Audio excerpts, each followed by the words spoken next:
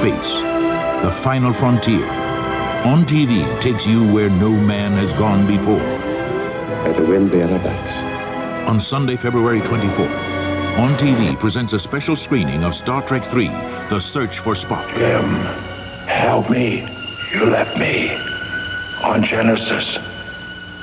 Why did you do that? Having just escaped the wrath of Khan, the crew of the battered Enterprise begins the dangerous and personal journey in their search for Spock. The word, sir? The word? Is no. I am therefore going anyway. Beam aboard the Starship Enterprise with William Shatner and the rest of the original Star Trek family for this, their third motion picture adventure. You fool, look around you! The planet's destroying itself! Yes, accelerating, isn't it? If we don't help each other, we'll die here! Perfect. Taxi's Christopher Lloyd guest stars as the evil Klingon crew, Admiral Kirk's most deadly adversary. Give me Genesis! And with Star Trek III, Leonard Nimoy is making his feature film directorial debut. This is a very ambitious production, probably more ambitious physically than Star Trek 1 or 2 were. Fire, Mr. Scott.